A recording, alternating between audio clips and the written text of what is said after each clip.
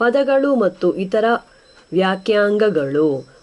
ವಾಕ್ಯವೊಂದನ್ನು ಬೇರೆ ಬೇರೆ ಪದಗಳನ್ನಾಗಿ ಒಡೆಯಲು ಸಾಧ್ಯವಿದೆಯಾದ ಕಾರಣ ಪದಗಳನ್ನು ವಾಕ್ಯಾಂಗಗಳು ಎಂದರೆ ವಾಕ್ಯದ ಅಂಗಗಳು ಎಂಬುದಾಗಿ ಪರಿಗಣಿಸಲು ಸಾಧ್ಯವಿದೆ. ಆದರೆ ವಾಕ್ಯಗಳಲ್ಲಿ ಪದಗಳು ಮಾತ್ರವಲ್ಲದೆ ಬೇರೆ ಅಂಗಗಳೂ ಬರುತ್ತವೆ. ಉದಾಹರಣೆಗಾಗಿ ಈ ಕೆಳಗಿನ ವಾಕ್ಯ ಒಂದನ್ನು ಗಮನಿಸಬಹುದು. 1. ಬಡ ಮುದುಕನನ್ನು ರಾಜು ಬಿಸಿ ನೀರಿನಲ್ಲಿ ಮೆಲ್ಲಗೆ ಮುಳುಗಿಸಿದ. 1ನೇ ವಾಕ್ಯದಲ್ಲಿ ಬಡ, ಮುದುಕ, ರಾಜು, ಬಿಸಿ, ನೀರು, ಮೆಲ್ಲಗೆ ಮತ್ತು ಮುಳುಗಿಸು ಎಂಬ 7 ಪದಗಳು ಅದರ ಅಂಗಗಳಾಗಿ ಬಂದಿವೆ. ಆದರೆ ಈ ಪದಗಳಲ್ಲಿ ಮುದುಕ ಎಂಬುದರೊಂದಿಗೆ ಅನ್ನು ಎಂಬ ದ್ವಿತೀಯ ವಿಭಕ್ತಿ ಪ್ರತ್ಯಯವು, ನೀರು ಎಂಬುದರೊಂದಿಗೆ ಅಲ್ಲಿ ಎಂಬ ಸಪ್ತಮಿ ವಿಭಕ್ತಿ ಪ್ರತ್ಯಯವು ಮತ್ತು ಮುಳುಗಿಸು ಎಂಬುದರೊಂದಿಗೆ ದ ಎಂಬ ಕಾಲವಾಚಕ ಪ್ರತ್ಯಯ ಮತ್ತು ಅ ಎಂಬ ಆಖ್ಯಾತ ಪ್ರತ್ಯಯ ಇವೆರಡೂ ಬಂದಿವೆ ಎಂಬುದನ್ನು ಗಮನಿಸಬಹುದು. ಈ ಪ್ರತ್ಯಯಗಳು ವಾಕ್ಯದಲ್ಲಿ ಬರುವ ಬೇರೆ ಬೇರೆ ಪದಗಳ ನಡುವೆ ಎಂಥ ಸಂಬಂಧವಿದೆ ಎಂಬುದನ್ನು ತಿಳಿಸುತ್ತಿದ್ದು ಅವುಗಳ ಪ್ರಯೋಗ ವಾಕ್ಯ ರಚನೆಯ ನಿಯಮಗಳನ್ನು ಅವಲಂಬಿಸಿದೆ. ವಾಕ್ಯಗಳಲ್ಲಿ ಪದಗಳೊಂದಿಗೆ ಬರುವ ಈ ಪ್ರತ್ಯಯಗಳು ಪದಗಳ ಬೇರೆ ಬೇರೆ ರೂಪಗಳನ್ನು ಸಾಧಿಸುವಲ್ಲಿ ಪ್ರಯುಕ್ತವಾಗುವವಾದ ಕಾರಣ ಅವನ್ನು ಪದರೂಪ ಪ್ರತ್ಯಯಗಳೆಂದು ಕರೆಯಬಹುದು. 1ನೇ ವಾಕ್ಯದಲ್ಲಿ ಬರುವ ಪದರೂಪಗಳಿಂದ ಈ ಪ್ರತ್ಯಯಗಳನ್ನು ಬೇರ್ಪಡಿಸಿದಾಗ ಉಳಿಯುವ ಅಂಶಗಳೇ ಪದಗಳು. ಇಂತಹ ಪದಗಳನ್ನು ಇನ್ನೂ ಚಿಕ್ಕ ಅಂಗಗಳಾಗಿ ಒಡೆಯಲು ಸಾಧ್ಯವಿದೆ. ಉದಾಹರಣೆಗಾಗಿ ಮುದುಕ ಎಂಬ ಪದವನ್ನು ಮುದಿ ಎಂಬ ಗುಣಪದಕ್ಕೆ ಕ ಎಂಬ ಪ್ರತ್ಯಯವನ್ನು ಸೇರಿಸಿ ತಯಾರಿಸಲಾಗಿದೆಯಾದ ಕಾರಣ ಅದನ್ನು ಮುದಿ ಮತ್ತು ಕ ಎಂಬುದಾಗಿ ಒಡೆಯಲು ಸಾಧ್ಯವಿದೆ. ಇದೇ ರೀತಿಯಲ್ಲಿ ಮೆಲ್ಲಗೆ ಎಂಬುದನ್ನು ಮೆಲ್ಲ ಮತ್ತು ಗೆ ಎಂಬುದಾಗಿಯೂ, ಮುಳುಗಿಸು ಎಂಬುದನ್ನು ಮುಳುಗು ಮತ್ತು ಇಸು ಎಂಬುದಾಗಿಯೂ ಒಡೆಯಬಹುದು. ಆದರೆ ಇಂತಹ ಒಡೆಯುವಿಕೆಗಳು ವಾಕ್ಯದಲ್ಲಿ ಬರುವ ಪದಗಳ ಒಡೆಯುವಿಕೆಗಳಲ್ಲದೆ ವಾಕ್ಯದ ಒಡೆಯುವಿಕೆಗಳಲ್ಲ. ಇವುಗಳಲ್ಲಿ ಕಾಣಿಸುವ ಪ್ರತ್ಯಯಗಳು ಬೇರೆ ಬೇರೆ ರೀತಿಯ ಪದಗಳನ್ನು ತಯಾರಿಸುವಲ್ಲಿ ಬಳಕೆಯಾಗುವಾದ ಕಾರಣ ಅವನ್ನು ಪದಪ್ರತ್ಯಯಗಳೆಂದು ಕರೆಯಬಹುದು. ಅವುಗಳ ಬಳಕೆ ಮೇಲೆ ಹೇಳಿದ ವಾಕ್ಯ ರಚನೆಯ ನಿಯಮಗಳಿಂದ ಭಿನ್ನವಾಗಿರುವ ಪದ ರಚನೆಯ ನಿಯಮಗಳನ್ನವಲಂಬಿಸಿದೆ. ವಾಕ್ಯಗಳನ್ನು ಈ ರೀತಿ ಬೇರೆ ಬೇರೆ ಪದಗಳಾಗಿ ಒಡೆಯುವ ಬದಲು ಪದಗುಚ್ಛಗಳಾಗಿಯೂ ಒಡೆಯಲು ಸಾಧ್ಯವಿದೆ. ಉದಾಹರಣೆಗಾಗಿ ಮೇಲೆ ಕೊಟ್ಟಿರುವ 1ನೇ ವಾಕ್ಯವನ್ನು 7 ಬೇರೆ ಬೇರೆ ಪದಗಳಾಗಿ ವಿಭಜಿಸುವ ಬದಲು ಬಡ ಮುದುಕ, ರಾಜು, ಬಿಸಿ ನೀರು ಮತ್ತು ಮೆಲ್ಲಗೆ ಮುಳುಗಿಸು ಎಂಬ 4 ವಾಕ್ಯಾಂಗಗಳಾಗಿಯೂ ವಿಭಜಿಸಲು ಸಾಧ್ಯವಿದೆ. ಇವುಗಳಲ್ಲಿ ಬಡ ಮುದುಕ ಮತ್ತು ಬಿಸಿ ನೀರು ಎಂಬವುಗಳೆರಡು ನಾಮಪದಗುಚ್ಛಗಳು ಮತ್ತು ಮೆಲ್ಲಗೆ ಮುಳುಗಿಸು ಎಂಬುದೊಂದು ಕ್ರಿಯಾಪದಗುಚ್ಛ. ಈ ರೀತಿ ಪದಗಳು ಪದಗುಚ್ಛಗಳಾಗಿ ಸೇರಿಕೊಳ್ಳುವುದು ಕೂಡ ವಾಕ್ಯ ರಚನೆಯ ನಿಯಮಗಳವಲಂಬಿಸಿದೆ.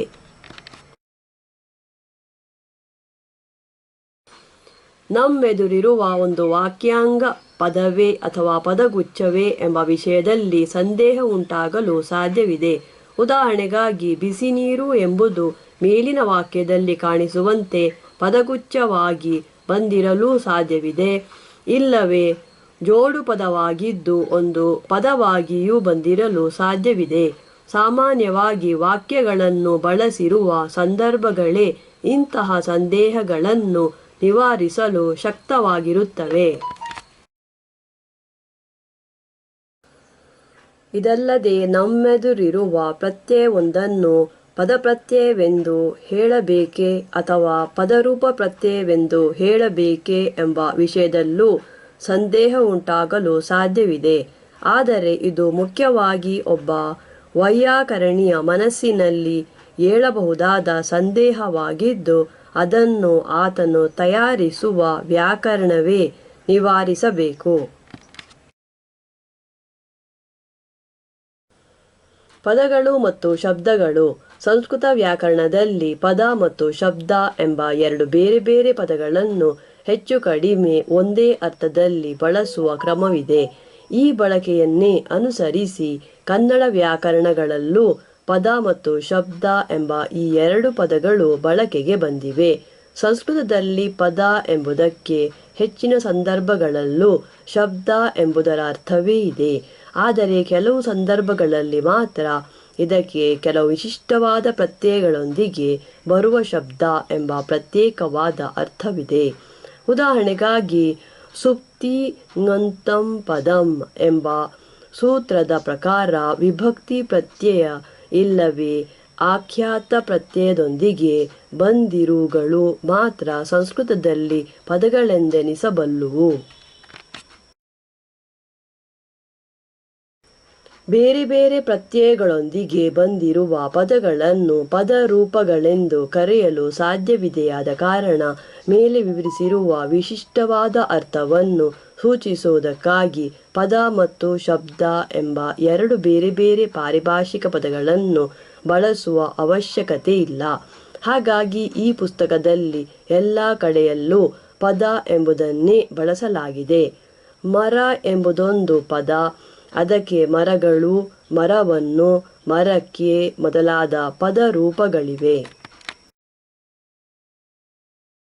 ಪದ ಮತ್ತು ಪದರೂಪಗಳು ಎರಡು ಬೇರೆ ಬೇರೆ ಸ್ತರಗಳಿಗೆ ಸೇರುವಾದ ಕಾರಣ ಮರವನ್ನು, ಮರಕ್ಕೆ ಮೊದಲಾದವುಗಳ ಹಾಗೆ ಮರ ಎಂಬುದು ಕೂಡ ಒಂದು ಪದರೂಪವೆಂದು ಹೇಳಬೇಕಾಗುತ್ತದೆ. ಇವೆಲ್ಲಕ್ಕಿಂತ ಭಿನ್ನವಾದ ಮತ್ತು ಬೇರೊಂದು ಸ್ತರದಲ್ಲಿ ಬರುವ ಮರ ಎಂಬುದೇ ಈ ಎಲ್ಲ ಪದರೂಪಗಳಿಗೂ ಮೂಲವಾಗಿರುವ ಪದ ಎಂಬುದಾಗಿ ಪದ ಮತ್ತು ಪದರೂಪಗಳನ್ನು ಸೂಚಿಸಲು ಬೇರೆ ಬೇರೆ ರೀತಿಯ ಅಕ್ಷರಗಳನ್ನು ಬಳಸಿದಲ್ಲಿ ಈ ವಿಷಯ ಹೆಚ್ಚು ಸ್ಪಷ್ಟವಾದೀತು. ಇಂತಹ ವಿಧಾನವನ್ನು ಇಲ್ಲಿ ಬಳಸಲಿಲ್ಲವಾದರೂ ಪದ ಮತ್ತು ಪದರೂಪಗಳ ನಡುವೆ ಸ್ತರದ ವಿಷಯದಲ್ಲಿ ವ್ಯತ್ಯಾಸವಿದೆ ಎಂಬುದನ್ನು ಗಮನದಲ್ಲಿರಿಸಿಕೊಳ್ಳುವುದು ಅವಶ್ಯ. ಅರ್ಥಗಳು ಬೇರೆ ಬೇರೆ ಇದ್ದು ರೂಪ ಒಂದೇ ಇರುವ ಪದಗಳು ಹಲವು ಕನ್ನಡದಲ್ಲಿವೆ. ಉದಾಹರಣೆಗಾಗಿ ಕರೆ ಎಂಬ ಒಂದೇ ರೂಪದಲ್ಲಿ ಹಾಲನ್ನು ಕರೆ ಮತ್ತು ರಾಜುವನ್ನು ಕರೆ ಎಂಬ ಎರಡು ಪ್ರಯೋಗಗಳಲ್ಲಿ ಕಾಣಿಸುವಂತೆ ಬೇರೆ ಬೇರೆ ಅರ್ಥಗಳನ್ನು ಕೊಡುವ ಪದಗಳಿವೆ. ಇದೇ ರೀತಿಯಲ್ಲಿ ಎಳೆ ಎಂಬ ರೂಪದಲ್ಲಿ ಎಳೆಯದು ಮತ್ತು ಎಳೆಯುವುದು ಎಂಬ ಎರಡು ಬೇರೆ ಬೇರೆ ಅರ್ಥಗಳನ್ನು ಕೊಡುವ ಪದಗಳಿವೆ. ಇಂತಹ ಪದಗಳನ್ನು ಕೆಲವು ಅರ್ಥಕೋಶಗಳಲ್ಲಿ ಒಂದೇ ಪದವೆಂದು ಕಾಣಿಸಿರಬಹುದು. ಆದರೆ ಸಂಕ್ಷಿಪ್ತತೆಗಾಗಿ ಹೀಗೆ ಮಾಡಲಾಗುತ್ತದೆಯಲ್ಲದೆ ಇಂತಹವನ್ನು ಒಂದೇ ಪದವೆಂದು ಪರಿಗಣಿಸುವ ರೂಢಿಯಿಲ್ಲ. ಇದಕ್ಕೆ ಬದಲು ಹಲವು ಅರ್ಥಗಳಿರುವ ಪದಗಳು ಕನ್ನಡದಲ್ಲಿ ಹಲವಿವೆ. ನಿಜಕ್ಕೂ ಭಾಷೆಯೊಂದರಲ್ಲಿ ಬರುವ ಹೆಚ್ಚಿನ ಪದಗಳಿಗೂ ಒಂದಕ್ಕಿಂತ ಜಾಸ್ತಿ ಅರ್ಥಗಳಿವೆ ಎಂದು ಹೇಳಲು ಸಾಧ್ಯವಿದೆ. ಆದರೆ ಎರಡು ಅರ್ಥಗಳಿರುವ ಒಂದು ಪದಕ್ಕೂ ಮತ್ತು ಒಂದೇ ರೂಪದಲ್ಲಿರುವ ಎರಡು ಪದಗಳಿಗೂ ನಡುವಿರುವ ವ್ಯತ್ಯಾಸ ಅಷ್ಟೊಂದು ಸ್ಪಷ್ಟವಾದುದೇನಲ್ಲ. ಸಾಮಾನ್ಯವಾಗಿ ಒಂದು ಪದಕ್ಕಿರುವ ಎರಡು ಅರ್ಥಗಳನ್ನು ಸಂಬಂಧಿಸಲು ಸಾಧ್ಯವಾಗದಿದ್ದಲ್ಲಿ, ಇಲ್ಲದೆ ಚಾರಿತ್ರಿಕವಾಗಿ ಅವು ಬೇರೆ ಬೇರೆ ಮೂಲಗಳಿಂದ ಬಂದಿವೆಯಾದಲ್ಲಿ ಅವನ್ನು ಬೇರೆ ಬೇರೆ ಪದಗಳಿಗೆ ಸೇರಿದವುಗಳೆಂದು ಹೇಳುವುದು ರೂಢಿ. ಧಾತು ಎಂಬ ಇನ್ನೊಂದು ಪದವು ವ್ಯಾಕರಣಗಳಲ್ಲಿ ಪದಗಳನ್ನು ಹೆಸರಿಸಲು ಪ್ರಯುಕ್ತವಾಗುತ್ತದೆ. ಒಳರಚನೆ ಇಲ್ಲದ ಪದಗಳನ್ನು ಇತರ ಒಳರಚನೆ ಇರುವ ಪದಗಳಿಂದ ಪ್ರತ್ಯೇಕಿಸಲು ಈ ಧಾತು ಎಂಬ ಪಾರಿಭಾಷಿಕ ಪದವನ್ನು ಬಳಸಬಹುದು. ಸಂಸ್ಕೃತದಲ್ಲಿ ಹೆಚ್ಚಿನ ಪದಗಳು, ಕೆಲವರ ಅಭಿಪ್ರಾಯದಂತೆ ಎಲ್ಲ ಪದಗಳು, ಕ್ರಿಯಾಪದಗಳಿಗೆ ಬೇರೆ ಬೇರೆ ಪ್ರತ್ಯಯಗಳನ್ನು ಇಲ್ಲವೇ ಪದಗಳನ್ನು ಸೇರಿಸುವುದರ ಮೂಲಕ ಸಿದ್ಧವಾಗುವಾದ ಕಾರಣ ಆ ಭಾಷೆಯಲ್ಲಿ ಒಳರಚನೆ ಇಲ್ಲದ ಪದಗಳೆಲ್ಲವೂ ಕ್ರಿಯಾಪದಗಳೇ ಆಗಿದ್ದು, ಧಾತು ಎಂಬ ಪದಕ್ಕೆ ಒಳರಚನೆ ಇಲ್ಲದ ಕ್ರಿಯಾಪದ ಎಂಬ ವಿಶಿಷ್ಟವಾದ ಅರ್ಥ ಸಿದ್ಧಿಸಿದೆ. ಆದರೆ ಕನ್ನಡದಲ್ಲಿ ನಾಮಪದ, ಕ್ರಿಯಾಪದ ಮತ್ತು ಗುಣಪದಗಳೆಂಬ 3 ಬೇರೆ ಬೇರೆ ರೀತಿಯ ಒಳರಚನೆ ಇಲ್ಲದ ಪದಗಳಿವೆ. ಆದ ಕಾರಣ ಧಾತು ಎಂಬ ಪದವನ್ನು ಬಳಸುವುದಿದ್ದರೆ ಅದನ್ನು ಈ 3 ರೀತಿಯ ಪದಗಳಿಗೂ ಅನ್ವಯಿಸುವಂತೆ ಬಳಸುವುದು ಅವಶ್ಯ. ಇದಲ್ಲದೆ ಸಂಸ್ಕೃತದಲ್ಲಿ ಕ್ರಿಯಾಧಾತುಗಳನ್ನು ಹಾಗೆಯೇ ವಾಕ್ಯಗಳಲ್ಲಿ ಬಳಸಲು ಬರುವುದಿಲ್ಲ. ಇದಕ್ಕಾಗಿ ಅವಕ್ಕೆ ಬೇರೆ ಬೇರೆ ರೀತಿಯ ಪ್ರತ್ಯಯಗಳನ್ನು ಸೇರಿಸುವ ಅವಶ್ಯಕತೆ ಇದೆ. ಈ ಕಾರಣಕ್ಕಾಗಿ ಸಂಸ್ಕೃತ ವ್ಯಾಕರಣದಲ್ಲಿ ಕ್ರಿಯಾಧಾತುಗಳನ್ನು ಕ್ರಿಯಾಪದಕ್ಕಿಂತ ಭಿನ್ನವಾದುವೆಂದು ಪರಿಗಣಿಸುವ ಅವಶ್ಯಕತೆ ಕಂಡುಬರುತ್ತದೆ. ಆದರೆ ಕನ್ನಡದಲ್ಲಿ ಕ್ರಿಯಾಧಾತು, ನಾಮಧಾತು ಮತ್ತು ಗುಣಧಾತುಗಳನ್ನು ಅವಕ್ಕೆ ಯಾವ ಪ್ರತ್ಯಯವನ್ನೂ ಸೇರಿಸದೆ ಹಾಗೆಯೇ ಬಳಸಲು ಸಾಧ್ಯವಿದೆ. ಹಾಗಾಗಿ ಒಳರಚನೆ ಇಲ್ಲದ ನಾಮಪದ, ಕ್ರಿಯಾಪದ ಮತ್ತು ಗುಣಪದಗಳಿಗೂ ಮತ್ತು ನಾಮಧಾತು, ಕ್ರಿಯಾಧಾತು ಮತ್ತು ಗುಣಧಾತುಗಳಿಗೂ ನಡುವೆ ಕನ್ನಡದಲ್ಲಿ ಯಾವ ವ್ಯತ್ಯಾಸವೂ ಇಲ್ಲ. ನಿಜಕ್ಕೂ ಕನ್ನಡ ವ್ಯಾಕರಣದಲ್ಲಿ ಧಾತು ಎಂಬ ಈ ಪಾರಿಭಾಷಿಕ ಪದವನ್ನು ಬಳಸದಿರಲು ಸಾಧ್ಯವಿದೆ.